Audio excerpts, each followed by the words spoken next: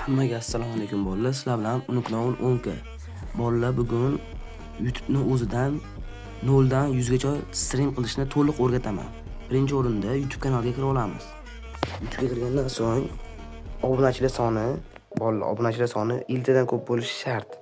Mana 427 ta obunachilar bor, ko'rib turganinglardek. Shuning uchun mana bitta pastda turgan plus tugmachasini bosib, jonli degan qismiga o'tgandan so'ng jonli video berkitish deymiz. Kamerasi shunda yuzinglarni ko'rsatmasdan stream qilasizlar. Gorizontal bor, vertikal bor. Vertikal degani shorts, gorizontal degani katta stream bo'ladi.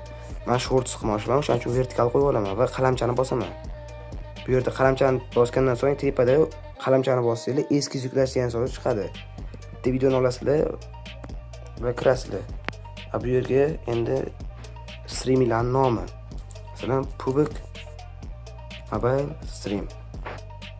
Hammaga ochiq tanlab qo'ysalar, hamma ko'rishi mumkin. Obunachilar ham, obunachilardan boshqa odamlar ham ko'rishi mumkin. Auditoriya tanlashga keladigan bo'lsak, yo'q, bolalar uchun yaratilmagan. Yoshga oid cheklov bo'lsa, yo'q, video 18 yoshdan kichiklarga ham mos tanlab qo'yamiz.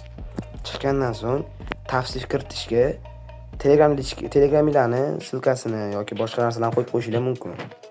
Screen kardasi yoqib turib, o'yinni nomini kiritamiz. Masalan, Pubik Mobile. Keyingisini tugmachasini bosamiz, keyingisi degan tugmani va OK tugmachasini bosamiz. So'ng shu yerda boshlash degan tugmacha chiqadi mana. Boshlash tugmachasini bosganimizdan so'ng Pubik Mobile bosib stream yoqishinglar mumkin. Hammaga rahmat. Obuna va like bosish esdan chiqmasin.